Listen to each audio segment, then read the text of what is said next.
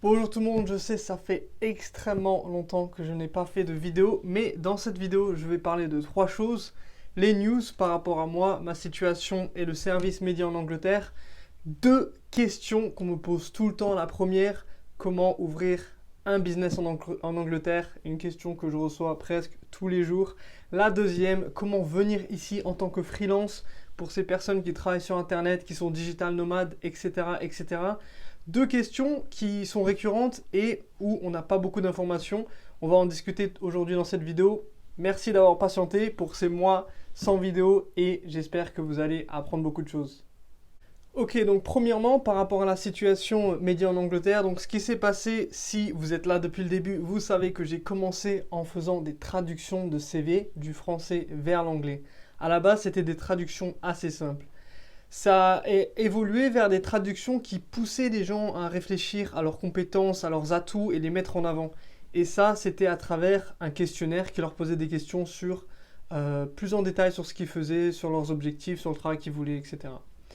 Suite à ça, j'ai continué à évoluer l'offre. C'était de discuter, d'être en discussion continue. Ça fait longtemps que je n'ai pas parlé français. En discussion continue par rapport à leurs objectifs, sur la création du CV avec plusieurs versions, etc., etc. Ça a continué vers des entretiens, donc des discussions live pour vraiment comprendre ce qu'ils cherchaient à faire et ensuite les accompagner avec comment savoir ce qu'il faut dire pendant les entretiens, comment approcher des offres d'emploi, etc., etc. Suite à ça, il y a aussi eu la partie LinkedIn sur la création d'une image LinkedIn en Angleterre. Encore une fois, quelque chose qui est super important ici.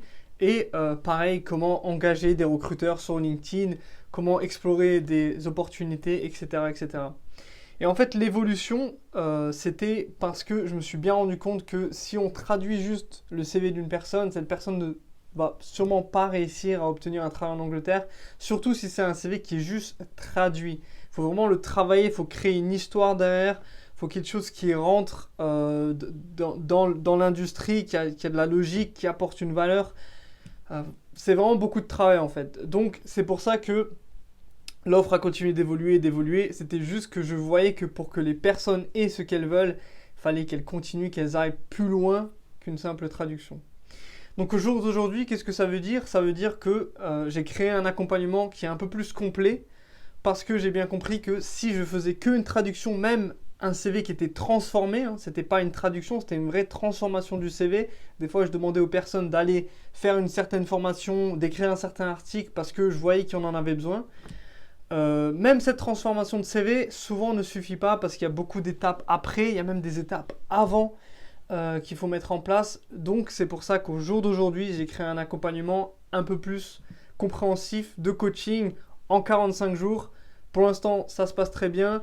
Je ne prends pas beaucoup de personnes, mais si ça vous intéresse, n'hésitez pas à m'envoyer un mail mehdi.en.angleterre@gmail.com. Vous avez peut-être vu que j'ai créé ma propre agence, une agence de personal branding. Donc c'est comment aider les personnes à se démarquer avec leur marque personnelle.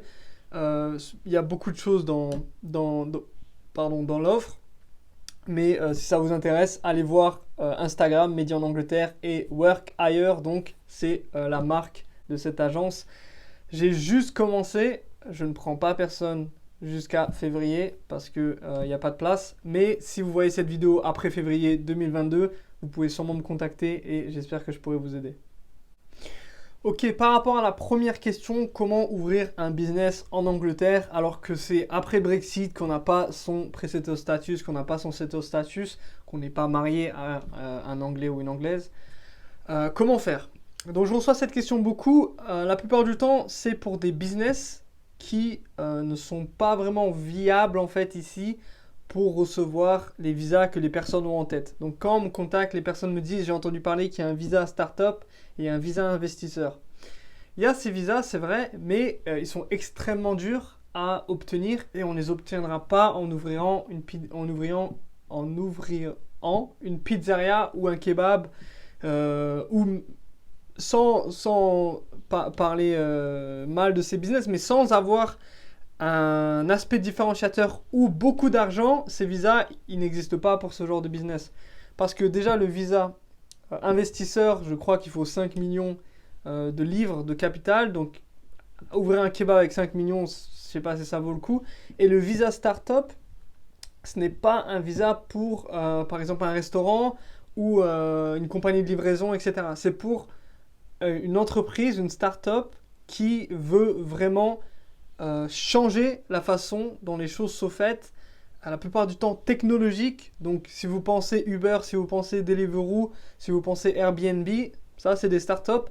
Et même quand on a une très bonne idée comme ça, on a du capital, on a des gens qui, qui sont très crédibles, en fait ça reste un processus pour obtenir ce visa. Donc il faut aller devant un panel de personnes, de professionnels qui jugent votre idée et votre habilité à la mettre en place, en fait l'exécution que vous pouvez avoir. Donc il y a beaucoup de choses qui rentrent en place. C'est assez compliqué si vous cherchez à ouvrir un petit business ici. Je vous conseille de ne pas regarder ces visas. Ils n'existent pas en fait pour ce genre de business. Et c'est pour ça que je reçois beaucoup cette question en fait, parce que les réponses pour vos questions n'existent quasiment pas. Il faut bien se rappeler que le Brexit est arrivé quasiment tout d'un coup, en quelque sorte. Il y a beaucoup de questions qui n'avaient pas de réponse. Au jour d'aujourd'hui, c'est un peu... on n'est pas sûr de beaucoup de choses. En plus, il y a eu le coronavirus, donc il y a des ministres qui s'occupent d'autre chose. Il y a même un ministre qui vient de démissionner encore une fois parce qu'ils ne sont pas d'accord, etc., etc. Bref, c'est pas super organisé pour les petits business, pour les gens qui veulent venir obtenir un petit business. Je pense pas que ce soit possible, surtout en ce moment. L'Angleterre dit que quelqu'un en dehors de l'Angleterre a le droit d'ouvrir un business. Donc vous pouvez ouvrir un business, donc une compagnie privée en Angleterre, mais ça ne veut pas dire que vous pouvez être ici. Vous pouvez par exemple vous associer à quelqu'un en Angleterre, vous pouvez ouvrir le business à votre nom, mais vous n'avez pas forcément le droit de venir ici. La deuxième question par rapport au freelance, et encore une fois, ce n'est pas ma spécialité. Ma spécialité, c'est d'aider les gens à venir ici trouver un travail, donc un CDI avec le Skilled Worker Visa. Donc ça, c'est vraiment là où j'ai un peu plus de connaissances. Mais par rapport aux personnes qui veulent venir en freelance, c'est un peu la même chose. Ils essaient de venir, ou ils veulent venir, et ils pensent qu'il y a un visa spécial ou qu'il y a une façon de venir. Peut-être qu'ils gagnent pas mal d'argent en ligne, ils font du branding, ils font du marketing, etc. Ils gagnent 5-10 000 euros par mois. Même avec ce genre d'argent, vous ne pourrez pas venir ici et travailler sans avoir une offre d'emploi en fait, ou dans le cadre d'un travail, sans que vous êtes vous-même en freelance. Beaucoup de personnes se disent « Ok, je vais ouvrir ma propre entreprise en Angleterre ». C'est la même chose. Vous ne pouvez pas ouvrir votre entreprise, vous donnez vous-même un visa. Les entreprises qui peuvent donner un visa, c'est des entreprises sponsorisantes. Ça ne peut pas être n'importe quelle entreprise. Par exemple, moi, mon agence ici, pour faire... pour aider les Français à trouver, les francophones à trouver un travail dans les autres pays du monde, pareil, je ne pourrais pas prendre quelqu'un et lui dire ok, tu as un visa, même si je pourrais la payer plus que ce que le gouvernement demande pour les visas. Donc la personne doit gagner au moins 2 000 euros par mois à peu près. Ça ne veut pas dire que je peux donner un visa. L'entreprise doit avoir le droit de donner des visas, donc ça doit être une entreprise sponsorisante. Il y a la liste sur internet, si ça vous intéresse, dites-moi dans les commentaires. Mais en tant que freelance, vous ne pourrez pas avoir ce genre de visa. Il n'existe pas malheureusement. Au jour d'aujourd'hui, il n'y a pas vraiment d'option. La seule option, c'est comme en quelque sorte quand vous allez faire digital nomade dans les autres pays, vous venez en tant que touriste, vous restez quelques mois, vous repartez. Il n'y a pas vraiment de solution malheureusement. Je pense qu'il y en aura au bout d'un moment parce qu'on a bien vu que le gouvernement avait des problèmes par rapport au nombre d'emplois qui n'avaient personne. Donc ils ont fait des visas spéciaux à un moment. Il y avait des visas spéciaux pour les conducteurs de camions, il y avait des visas spéciaux saisonniers, etc. Est-ce qu'il y aura des visas spéciaux pour les personnes qui font freelance et qui ont certaines compétences? Probablement. Pour l'instant, j'ai pas vraiment vu ça. Je pense pas que ça existe. Si je me trompe, ce qui est possible, dites-moi dans les commentaires. Mais de toutes les personnes que j'ai aidées, personne n'est venu ici en freelance. Tout le monde vient avec un travail.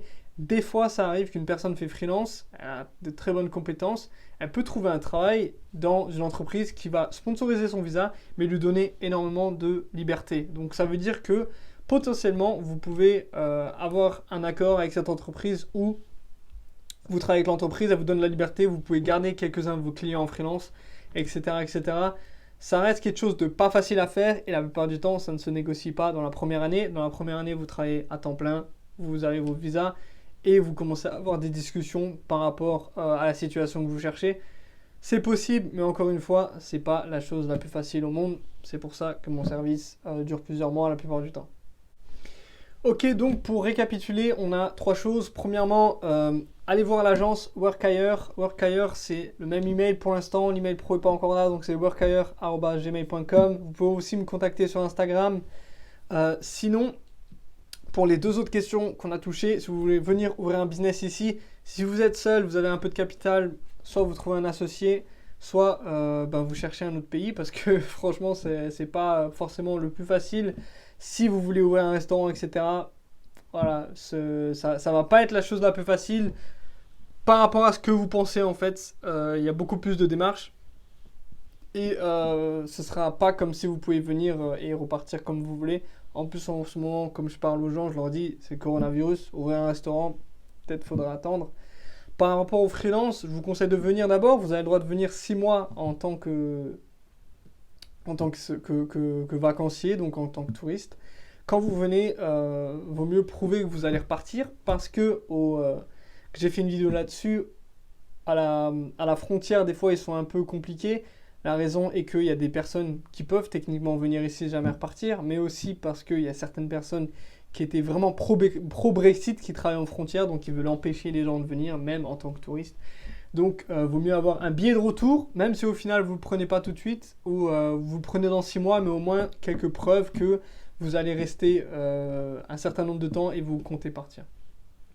Donc voilà, j'espère que cette vidéo vous a aidé. Ça faisait très longtemps que je n'ai pas fait de vidéo, mais c'est parce que j'ai déménagé et que je prévois encore de redéménager à l'autre bout du monde. Beaucoup de travail et en plus en attendant, il y avait les personnes avec qui je travaille pour le coaching, pour les aider à trouver un travail en Angleterre, en Amérique, à Singapour.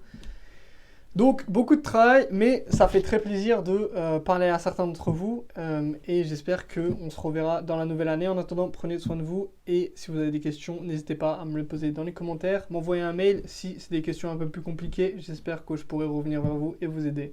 Au revoir.